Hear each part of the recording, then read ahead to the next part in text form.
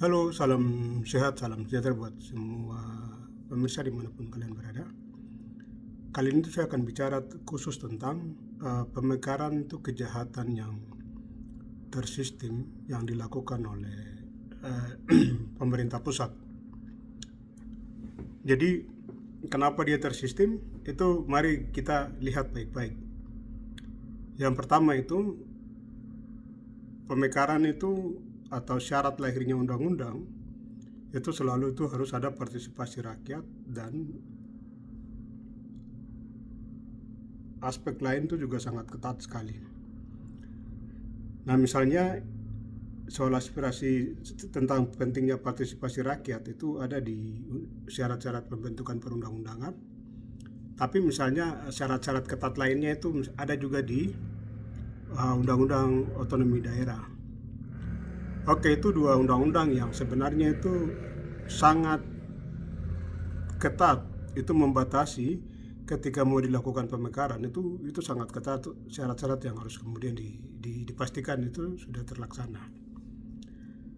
Nah, kalau rujukannya dua undang-undang ini mereka yang ada dalam kekuasaan pusat itu mereka mengerti tentang hal itu. Sehingga mereka sedang berpikir tuh bagaimana kemudian ada satu produk hukum baru itu yang bisa mempercepat pemekaran. Caranya itu apa? Caranya itu hanya dengan merubah undang-undang otonomi khusus. Nah, padahal itu kalau kita bicara tentang prinsip utama dari desentralisasi asimetris itu selalu semangatnya itu adalah penyelesaian problematika, penyelesaian masalah. Nah, tapi di dalam undang-undang yang dipaksakan negara di tanah Papua itu undang-undang yang sudah sentralistik, tapi kemudian dimasukin hal-hal yang didukung dengan niat jahat. Niat jahat itu apa? Misalnya di soal pemekaran. Ini saya tidak bicara tentang hal-hal yang lain yang sifatnya sentralistik dan itu juga sebenarnya bagian dari kejahatan ya. Tapi kita fokus saja dulu di pemekaran.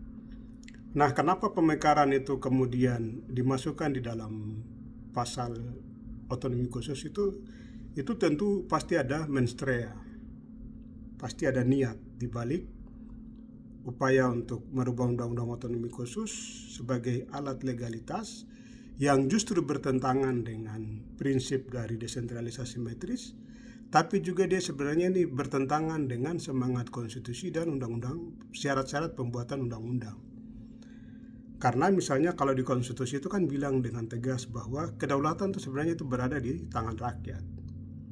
Karena dia berada di tangan rakyat, maka parlemen itu kan sebenarnya ini hanya perwakilan. Mereka hanya perwakilan. Sementara eksekutif itu mereka hanya pelaksana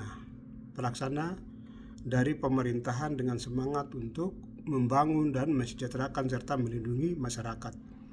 Tapi ini tidak dilaksanakan. Bahkan misalnya dampak dari pemekaran itu kan lebih kepada bagaimana akan terjadinya kehancuran besar-besaran terhadap komunitas sebuah bangsa, itu bangsa Papua. Tentu kita bisa lihat itu akan ada misalnya pendudukan besar-besaran, operasi militer yang sangat tinggi.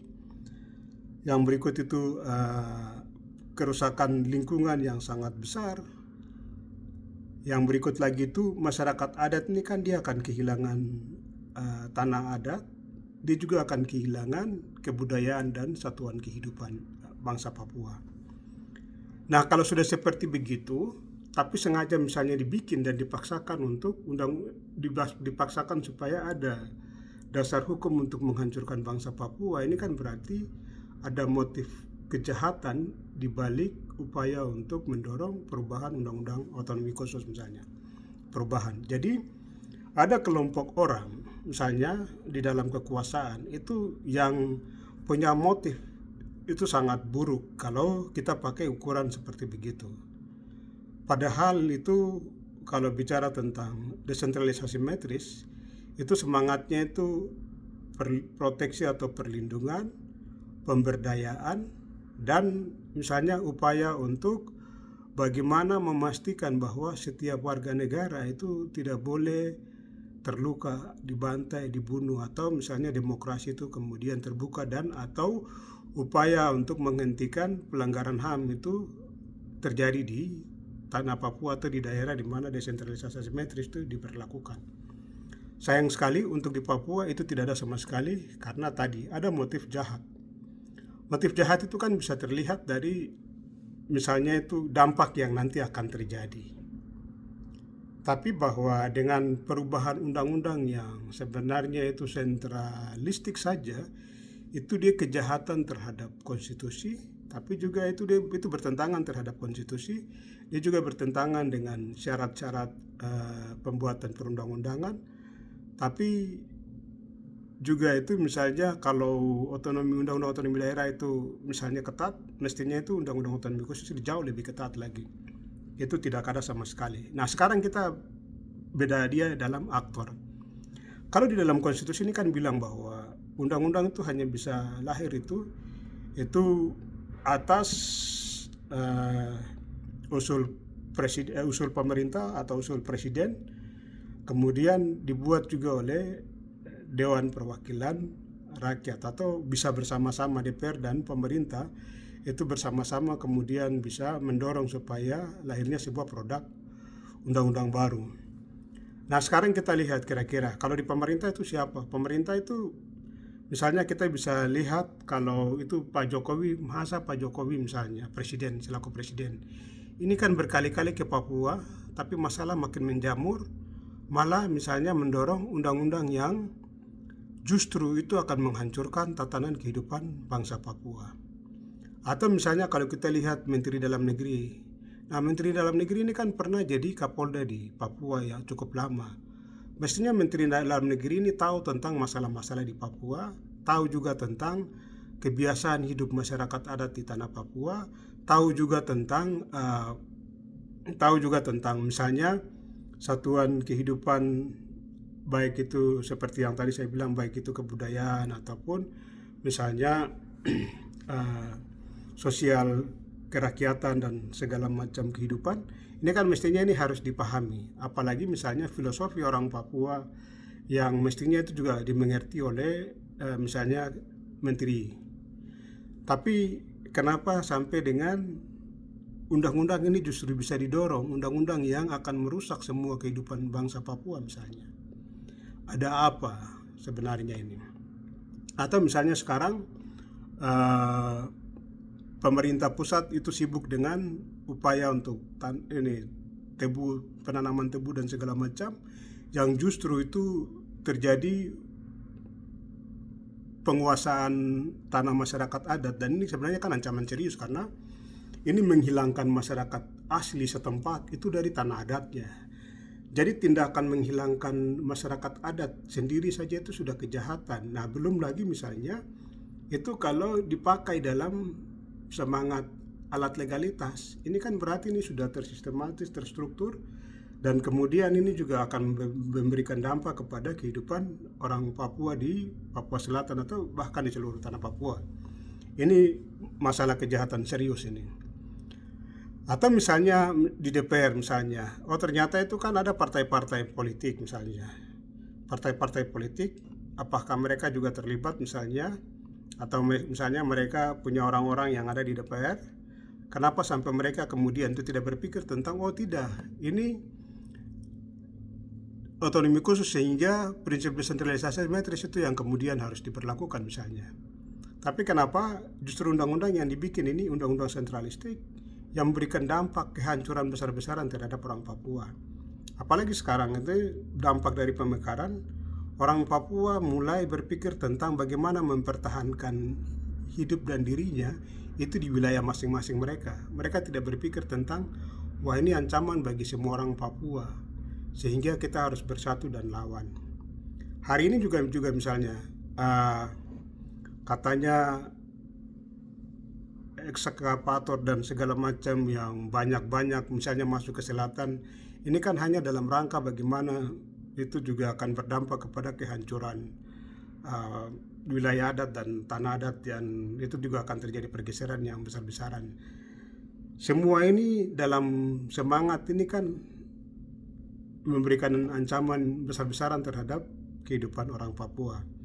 Belum lagi misalnya akan ada pendudukan besar-besaran misalnya yang berdampak kepada penguasaan sumber kehidupan orang Papua, juga akan berdampak kepada marginalisasi, akan berdampak kepada pelanggaran HAM, akan berdampak kepada kerusakan lingkungan yang besar-besaran. Pertanyaannya itu kenapa sampai kemudian Jokowi sebagai kepala negara, sebagai presiden, kemudian dibantu oleh Menteri Dalam Negeri yang rajin ke Papua atau yang pernah tinggal di Papua, tapi kemudian itu mendorong sebuah undang-undang baru yang justru bersifat sentralistik dan memberikan ancaman bagi kehidupan orang Papua.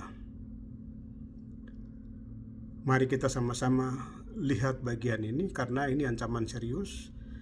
Ketika ini dia sudah menjadi hukum positif, ini kan tentu akan dipaksakan untuk tetap jalan, tapi dampaknya itu akan menghancurkan semua tatanan kehidupan orang Papua. Padahal undang-undang ini saja itu undang-undang yang bertentangan dengan konstitusi, dan dia juga bertentangan dengan undang-undang, syarat-syarat pembuatan undang-undang, tapi tetap dipaksakan. Nah sekarang banyak orang juga kemudian bilang, judicial review saja. Tapi contoh kemarin ketika MK misalnya memberikan jalan mulus bagi Gibran untuk maju calon wakil presiden, apakah kemudian orang Papua yang jauh, yang dalam tanda petik itu ada skenario terstruktur, tersistematis dan kejahatan yang dibangun di tanah Papua, sementara Jokowi atau presiden itu tidak pernah mau membuka ruang dialog atau perundingan untuk menyelesaikan masalah secara bermartabat dan damai?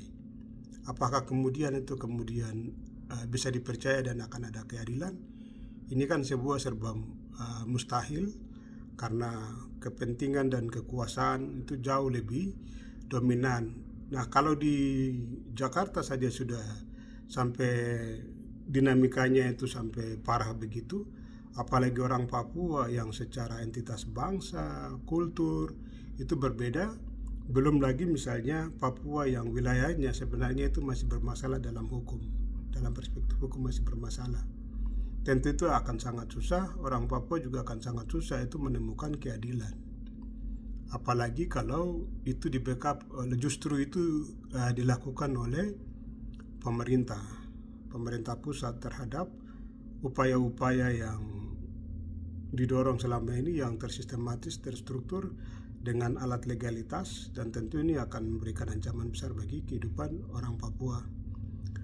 Nah, semangat saya itu, ini kan pemekaran sudah terjadi. Pemekaran itu akan menghancurkan semua tatanan kehidupan orang Papua, sehingga hal yang paling penting itu orang Papua harus bangkit dan lawan, karena tidak ada cara lain. Kalau orang Papua tidak bangkit dan lawan, ini kehancuran besar-besaran itu sudah di depan mata, sudah terjadi dan sekarang itu di depan mata. Apalagi ini alat legalitas baru pakai nama otonomi khusus lagi, itu akan justru memberikan dampak besar-besaran, dampak kehancuran yang sangat besar-besaran. Dan itu sudah dimulai di hari selatan hari ini, ketika investor dan segala macam itu dibikin jalan tol oleh Jakarta. Ini akan memberikan dampak kehancuran besar-besaran bagi orang Papua, karena orang Papua itu dia akan sudah kehilangan tanah adat besar-besaran, dia akan kehancuran kebudayaan mereka, dia akan kehancuran satuan kehidupan, karena keyakinan, nilai dan segala macam yang berhubungan dengan hutan, tanah dan semua itu juga sedang dikasih hancur oleh kekuasaan pusat, dan ini ancaman serius. Mari kita terus mengkritisi bagian ini dan sambil mendesak supaya pemerintah Jakarta itu mau berunding, atau misalnya pemerintah Jakarta siapapun dia yang kemudian nanti jadi presiden juga itu juga harus menjadi alat untuk bersuara dan lawan, karena ini ancaman serius di depan mata. Salam sehat, salam sejahtera.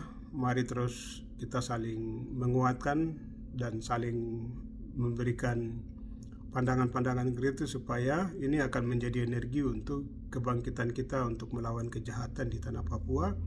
Apalagi kejahatan itu dilakukan oleh kekuasaan pusat dengan sadar dan memakai alat legalitas. Kalau orang sudah pakai alat legalitas, ini kejahatan serius yang dipakai, ada ministernya di balik itu. Nah, mestinya itu kita mau harap Komnas HAM atau lembaga-lembaga independen juga itu sangat susah sama sekali, karena di sisi lain ada juga kelompok-kelompok yang misalnya kiblat ke kekuasaan dan segala macam. Tidak ada kelompok yang independen benar-benar, sehingga ketika mereka mendapatkan kewenangan seperti begitu, mestinya ini kan kewenangan independensi dipakai untuk bagaimana proteksi sebuah bangsa atau memproteksi rakyat, tapi kemudian itu terjadi pergeseran hanya karena kubu-kubu dan kiblat-kiblat yang tidak menempatkan kiblatnya itu pada kiblat independen dan kiblat kemanusiaan. Dan ini juga kadang itu kerap kali itu menjadi masalah.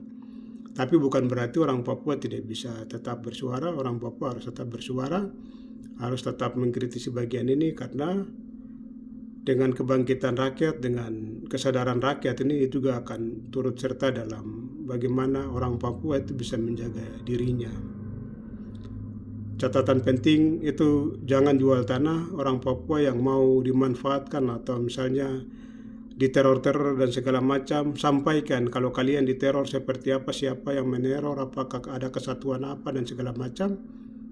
Bicara dan ekspos supaya ini juga bisa di-share berulang-ulang, dan ini harus diangkat berulang-ulang dan harus dikritisi berulang-ulang, karena dengan seperti begitu itu juga akan turut serta dalam meminimalisir upaya-upaya jahat yang sudah terbangun dan terstruktur yang dibangun, supaya dengan begitu kita juga bisa melawan dengan cara kita masing-masing. Salam sehat, Tuhan memberkati.